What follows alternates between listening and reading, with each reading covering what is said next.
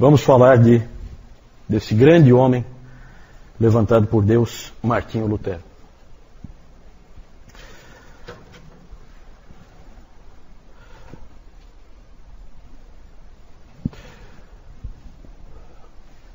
Lutero é uma figura que vale a pena conhecer, um indivíduo fantástico, cheio de altos e baixos. Já se escreveu um monte de livros sobre a psicologia de Lutero, né? Análises psicológicas sobre ele, como ele era, porque ele é um homem de altos e baixos.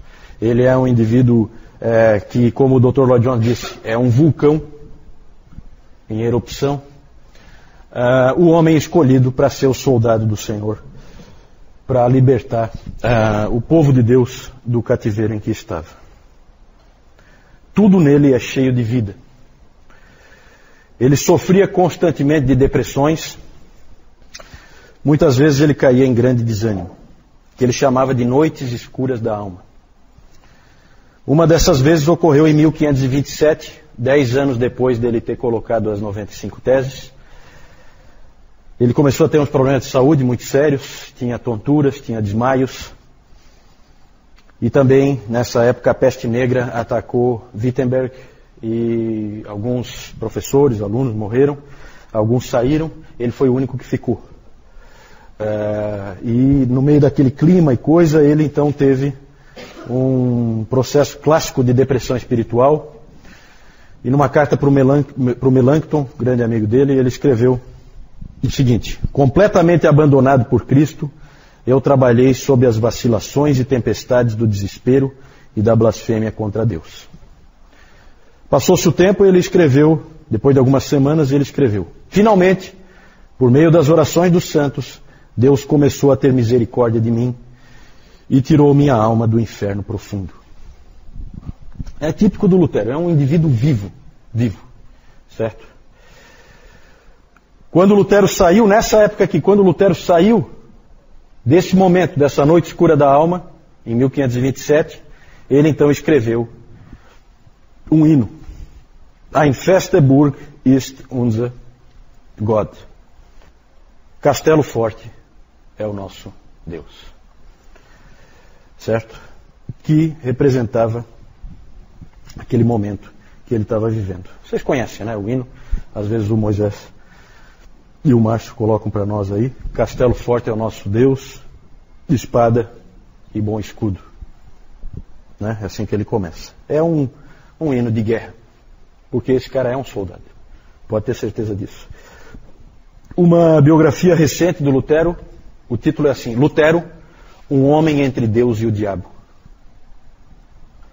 Isso aí realmente tem muita razão de ser. Esse castelo forte é nosso Deus, ele se inspirou no Salmo 46:1. Deus é o nosso refúgio e fortaleza, socorro bem presente nas tribulações. E o hino, vocês podem ver uma outra hora com calma, nós não temos tempo aqui. É um símbolo perfeito da vida desse grande homem. Ele tinha um grande inimigo. Já aparece no hino, né? Com fúria pertinaz, persegue Satanás, com artimanhas tais e astúcias tão cruéis, que iguais não há na terra. Esse é o grande inimigo dele, Satanás. Né? Por isso que ele é um homem entre Deus e o diabo. Quando ele foi convocado para comparecer diante do imperador, em Worms, ele já estava excomungado pelo Papa. Os amigos dele tentaram impedir ele de ir. E então ele respondeu para eles: eu vou até lá, mesmo que eu encontre tantos demônios quanto o número de telhas nas casas da cidade. E ele foi realmente. Porque eles temiam pela vida dele, né? Vocês sabem o que se fazia normalmente. Nós temos a história do Jan Hus, que nós vimos no domingo passado. Né? Não está tão longe.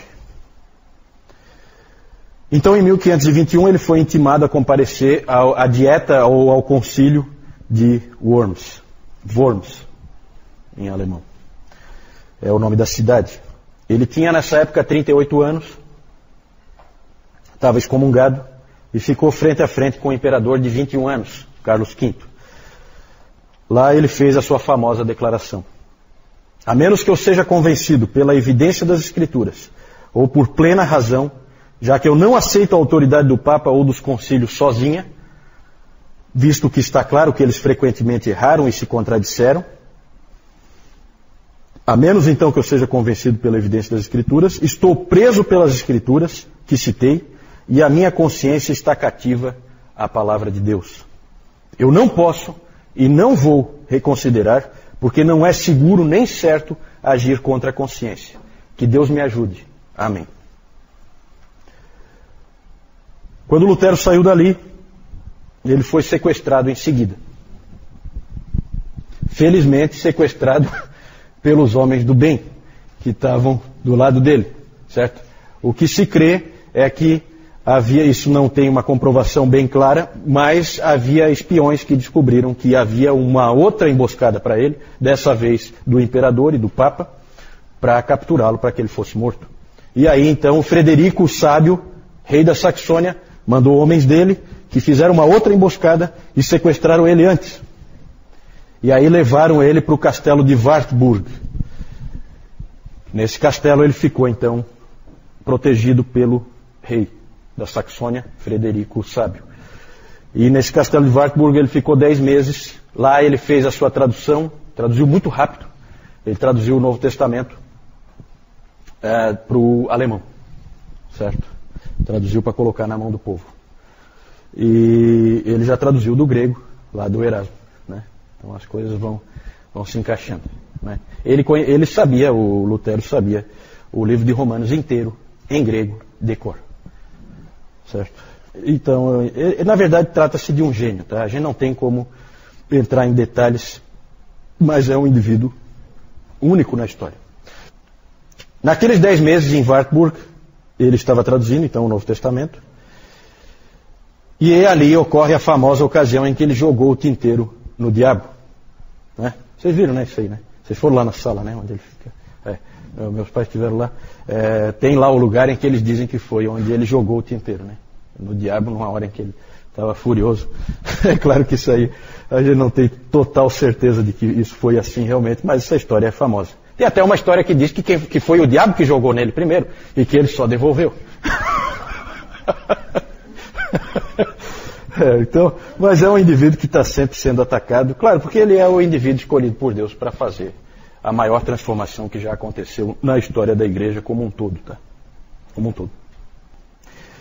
Ele também teve que travar debates teológicos intermináveis com inimigos humanos, certo? A própria dieta de Worms mostra isso. O efeito disso é que ele ficava cada vez mais firme nas doutrinas que ele cria. Porque ele era atacado, aí ele ia buscar mais evidências, ficava cada vez mais forte. Conforme esse espírito de Lutero, de absoluta subserviência, como nós vimos naquela frase dele, à palavra de Deus, e que ele tinha que ser convencido pelas Escrituras, isso aí rapidamente contagiou um monte de jovens dentro da igreja. Essas revoluções geralmente precisam de um contingente de jovens grande, e esses indivíduos começaram então a crer nisso, e ali então surgia o sola Escritura, somente as Escrituras, somente as Escrituras. Como Lutero deixou bem claro, vamos concordar com o pai da igreja, vamos concordar com um concílio? Com certeza, desde que esteja de acordo com a palavra. Senão, não. Senão eles estavam enganados, eles erraram, essa parte nós vamos jogar fora. E era exatamente essa a atitude de Lutero e dos reformadores. Já um homem velho, Lutero, relembrando toda a reforma, ele disse em um dos seus sermões: simplesmente ensinei, preguei, escrevi a palavra de Deus. Não fiz mais nada. Então, enquanto eu dormia, ou bebia cerveja de Wittenberg com o meu Filipe e o meu Amsdorff, a palavra enfraqueceu tão intensamente o papado que nenhum príncipe ou imperador jamais fez estrago assim. Não fiz nada. A palavra fez tudo. Então esse é o espírito. O Papa foi derrotado pela palavra, não pelo Lutero. E isso ele deixa muito claro, certo? Esse homem foi chamado a ser um guerreiro e ele assumiu o chamado de Deus. O mais impressionante da vida de Lutero é que ele morreu de morte natural. Né? Se tem um indivíduo na história que não tinha como morrer de morte natural, é esse aí. E, no entanto, ele morreu de morte natural. E ele não tinha medo de morrer, não, tá? Claro que o instrumento humano para que ele não morresse de morte matada, como se diz, foi o Frederico da Saxônia. Foi usado por Deus para protegê-lo militarmente. Coisa que o Savonarola não teve. Lembra que no domingo passado eu falei do Maquiavel. Profetas sem armas não prosperam. Certo? Isso o Maquiavel tinha percebido no Savonarola. Lutero tinha armas do lado dele. Medo de morrer ele não tinha, mas ele tinha uma grande preocupação com a sua família.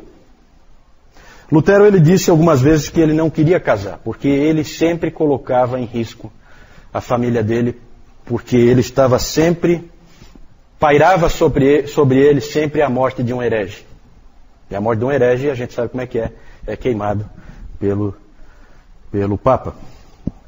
Então ele tinha medo de deixar a família sozinha, esse tipo de coisa. Mas ele acabou se apaixonando pela Catarina von Bora, que tinha sido uma freira. E tem uma história muito interessante, que eu não vou contar aqui, né? Mas essa freira, Catarina, ela foi uma das 12 freiras que Lutero ajudou a escapar que ele ajudou a escapar, a fugir de um convento dentro de barris de arenque. Certo? Ele ajudou 12 freiras a fugir de lá de dentro. E uma delas era a Catarina.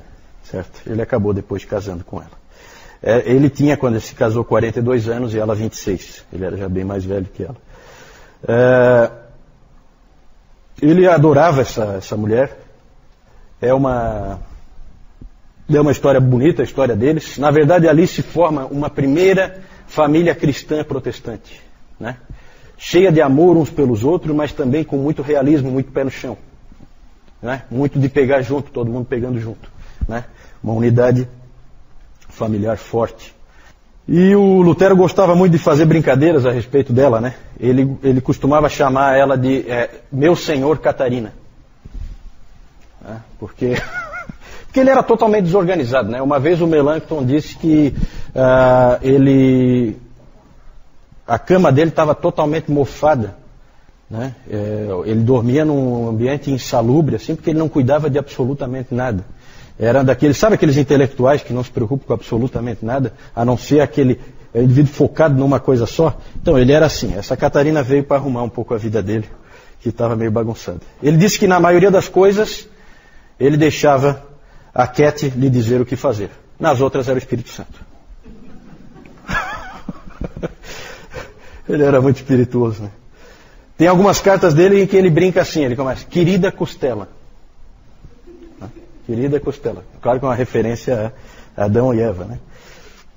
O maior tributo de amor, provavelmente, que ele fez a ela foi ele ter chamado o livro de Gálatas, que era o livro que ele amava tanto, ele chamou o livro de Gálatas de Minha Cat. Lutero disse que o casamento é a escola da santificação. Ali você aprende quem você realmente é e ali você é trabalhado por Deus. Ele fez muitos comentários sobre essa escola.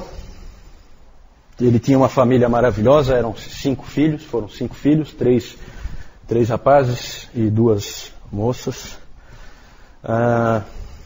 Ele amava seus filhos profundamente, ele os ensinou e também aprendia com eles. Tem muitas histórias do relacionamento dele com os filhos.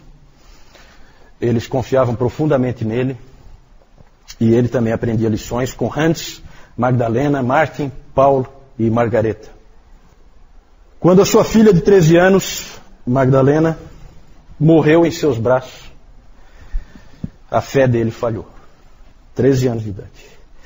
O historiador Steve Osment disse, não sei de nenhuma outra ocasião na vida de Martinho Lutero em que sua teologia e fé não foram páreo para os inimigos que o ameaçavam. Ele desafiou o imperador e os príncipes alemães e diversos papas.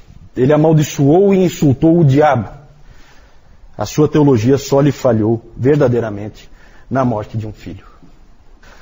Lutero sofreu nessa época como nunca. Por fim, ele foi capaz de dizer, é tão estranho saber que ela está feliz no céu e eu tão triste aqui.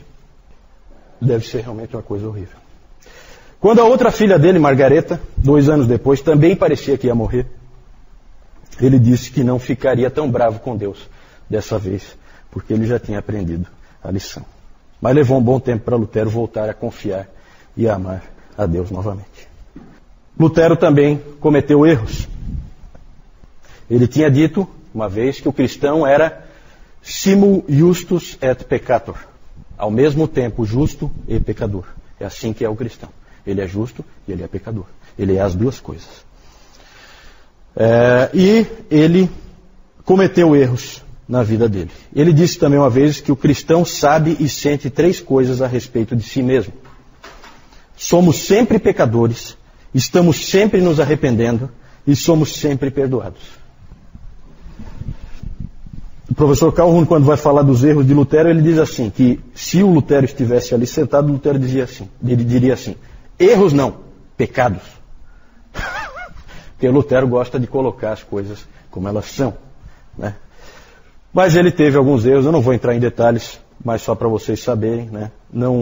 Ele não é diferente dos outros personagens que a gente conhece, inclusive da Bíblia, que sempre tem os seus defeitos e os seus erros, alguns graves.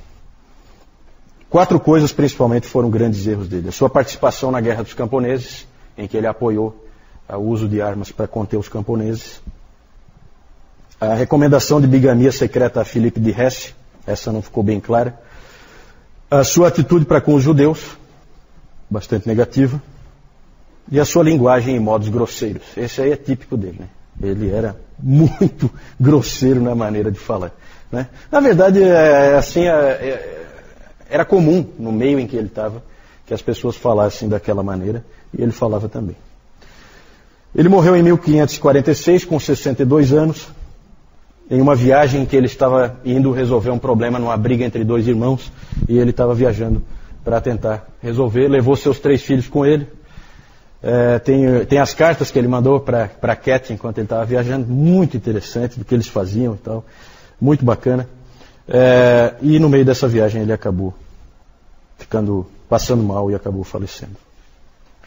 Ele é uma personagem fascinante. Se vocês tiverem a possibilidade de conhecer um pouquinho mais sobre Lutero, corram atrás disso. E o que se diz é que as pessoas costumam gostar de Calvino, mas elas amam Lutero. E isso é porque ele é tão humano, né? Realmente humano.